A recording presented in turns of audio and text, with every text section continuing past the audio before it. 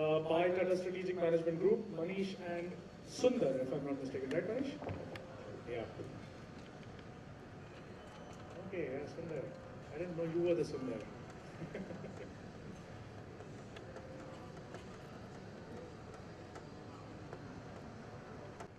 I know that post-lunch, and that's how, originally this was supposed to be on some other time schedules. But then Sukhjinder and his team insisted that why don't you do this post-lunch. Fortunately, we were lucky and Anil did manage to keep you all awake to some extent. I think let's do one small this thing so that we'll create a group so that, आपका जो current comfort zone है ना, थोड़ा relax हो जाएगा. So all those who are functional guys, supply chain, working with industry, I think can sit on my right. Those who are logistics service providers, please pick your bags and move so there's no problem. Those who are logistics service providers and play a role in supporting these gentlemen can sit on my left. And those who are technology, consulting or other service providers can be on the back. So can we have that quick in next 1 minute or less? Thank you, Manish. That's a great way of getting people to wake up. Yeah. Because otherwise, such a wonderful crowd. Everybody's sleeping, It's the lunch. Yeah. And that's pulao that you guys had with the paneer and the makhani. Correct. And there are some specific things, so it will be good if you can be with the group and it's part of the master class. Yeah, Ahmed, this way. Yeah, we have a chair here. Please.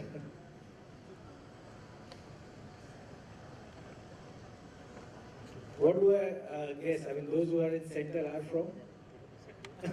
No man's land. Sorry?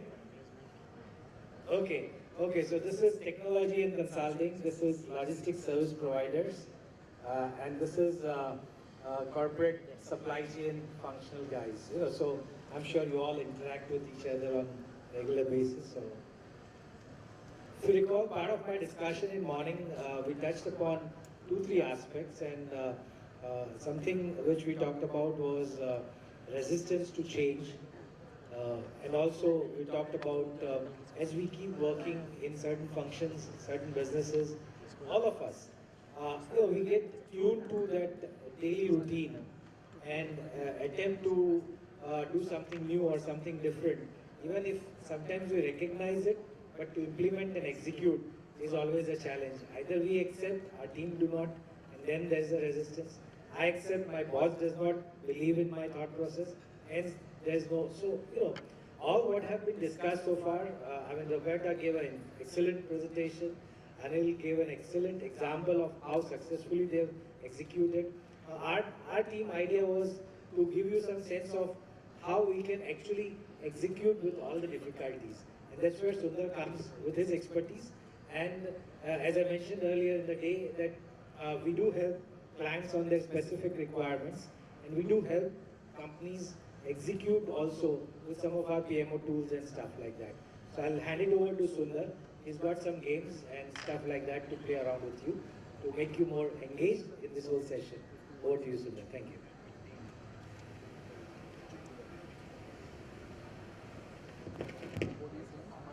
Are you able to hear now? Yeah. Thank you, Manish, and thank you, Mr. Shipley, also. I think he gave an excellent example of how they went about implementing the principles, what we are going to talk about now. In a sense, there will be a similarity between what he said and what we would be covering. We would try to cover more about the logical basis for whatever they have done. And you would hear about forecast, sales, cost, etc., which has been talked about right from the morning. Now, as we go further, or as we start, I will start with a very simple problem. Now, here I want all of you to participate. No question of corporates or consulting or service providers. All of you will participate. I would narrate the problem in a very, very simple manner here. Please pay attention to it. At the end of the problem, I would start counting down. I will just give you 4 to 5 seconds. 4, 3, 2, 1. one, and then I'll say go. When I say go, all of you will shout out what you think is the right answer. It's the simple rules of the game. So the problem is, a cricket bat and ball cost 110 rupees. The bat costs 100 rupees more than the ball. What is the cost of the ball? 4, 3, 2, 1, go! 10. Can you do the problem again? A cricket bat and ball cost rupees 110. The bat costs 100 rupees more than the ball. What is the cost of the ball? 4, 3, 2, 1, go! 10, 5, okay.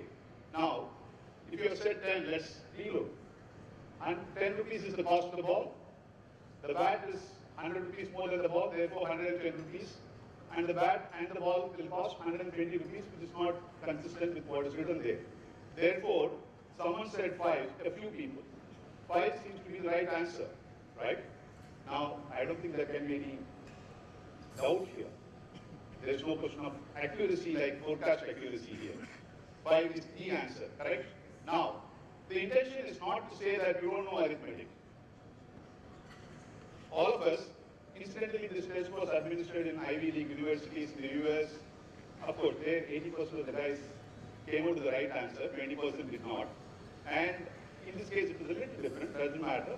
And I also, when I did this test first, I gave 10 as the answer, confession. Now, what is the difference between 10 and 5?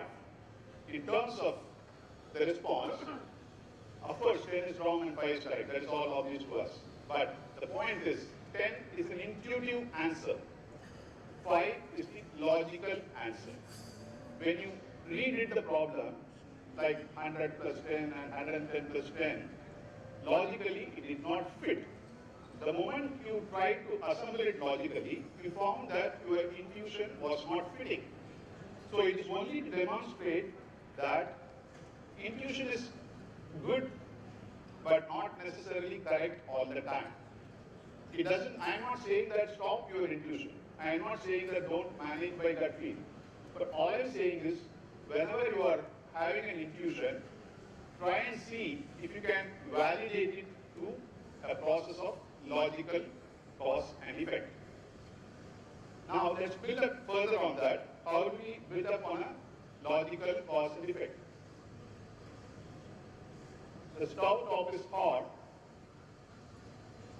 I touch the stove top. What do you expect will happen? I'll hurt myself. So we represent it in a very simple manner like this. If A is there and B is also there, then C will happen. Simple. Now, if I say that stove top is hot, A is there. I touch the stove top, B is there. But C is, I don't hurt myself. Then what do you have to say? Then there must be something, some other cause, which will ensure that the intended effect is there. Correct? In this case, I might be wearing a protective glove or something else, or I might have an artificial limb. Right? So this is the basis of simple cause and effect thinking, which all of us have in abundance. And all I am going to do here is structure it in a slow and steady manner and contextualize it to our supply chain environment. Now, for our supply chain environment, let's apply this understanding. In order to grow profitably, company sales has to grow rapidly year on year. Correct? Every year you have to grow 10%, 15% or X percentage. Now, if a product is not in stock, there is a potential loss of sales. This we experience, we know that fully. All the time the supply chain managers are under pressure to ensure that the right product is in the shelf. Now, what does that mean? If A and B is there, then what is the next? We must hold high levels of inventory. If I hold high levels of inventory, then I believe that my loss sales will not be there. I will not get firings from my sales colleague. Otherwise, the reason for this non-performance is always me. Therefore, I am required to keep a high level of inventory, right? We also saw in the morning, in the afternoon session, that cost is also another consideration. So in order to grow profitably, the company's cost must be under continuous control and reduction. And stocking products cost money. We have been seeing that right from the morning, 25% is stuck in inventory, warehouse cost, so much of cost is really wasted, why not save that? So in this case, if C is there and D is there, what is the inevitable effect?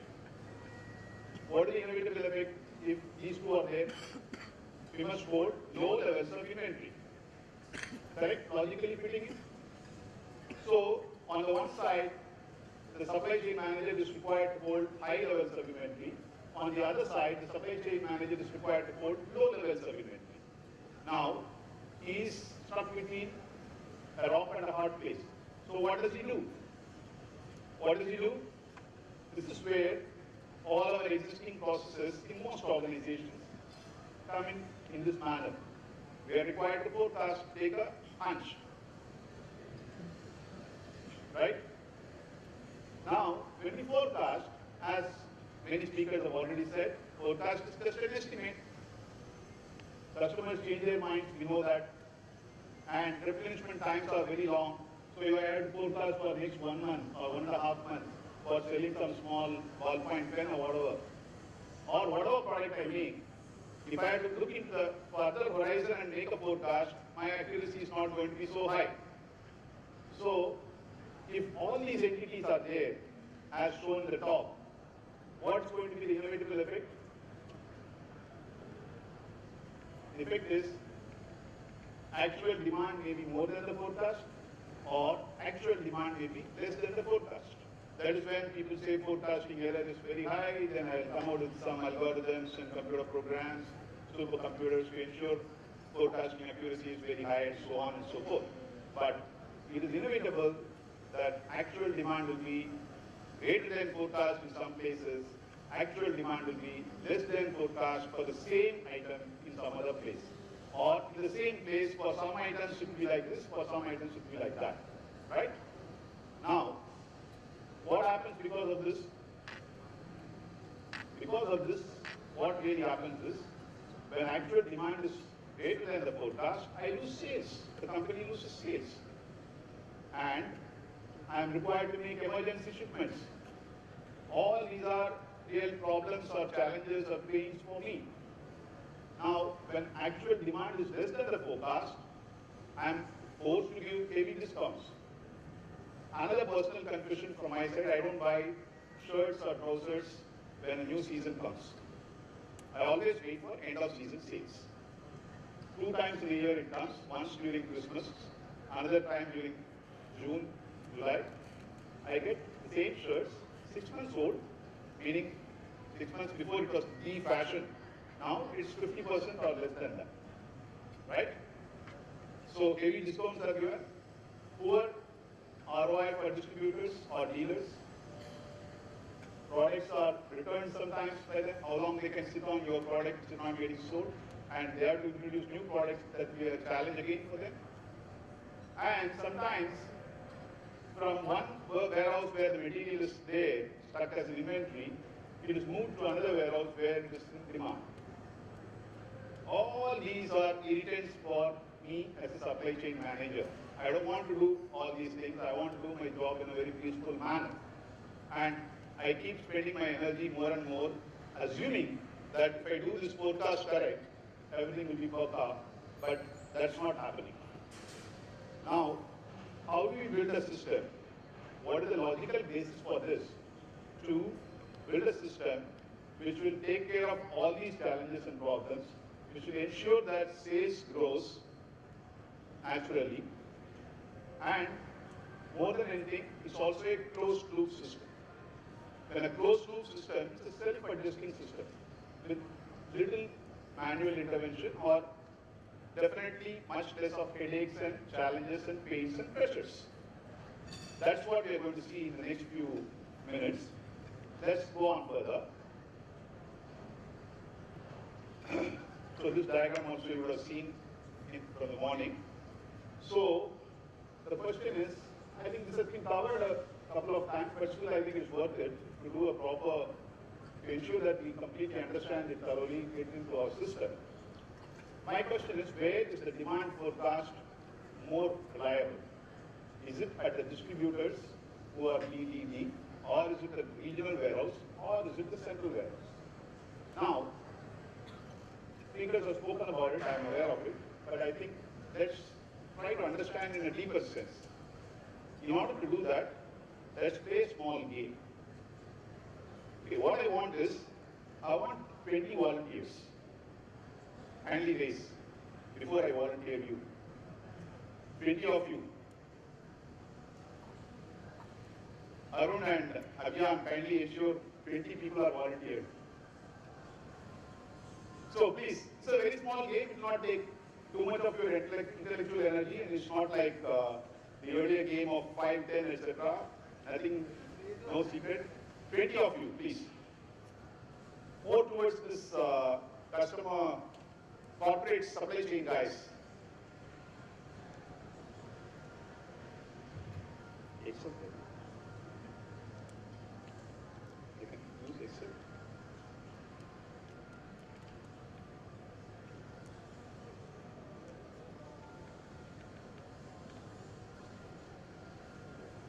Oh. Thank you.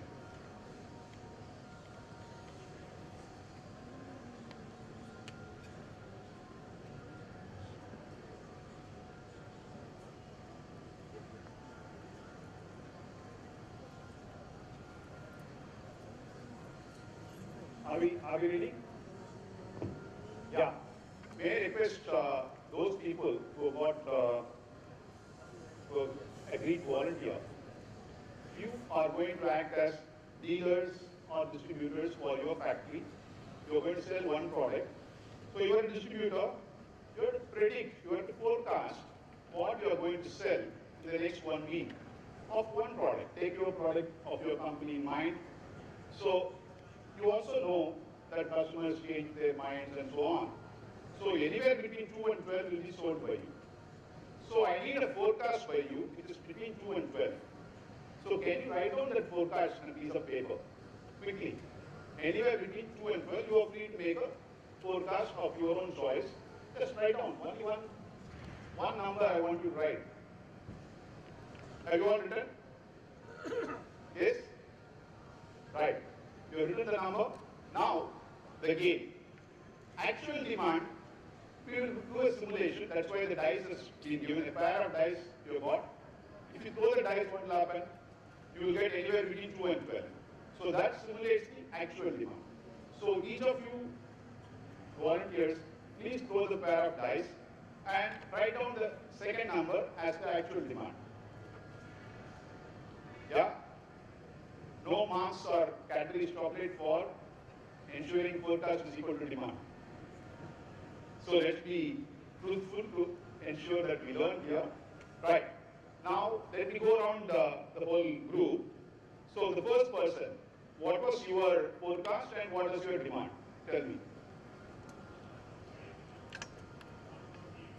Very good. Next one.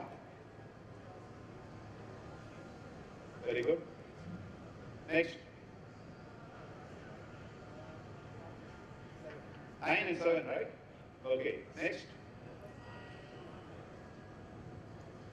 Next. Forecast 8, demand 8. Very good. You are going to give us a treat. Forecast 8, demand 9. Okay.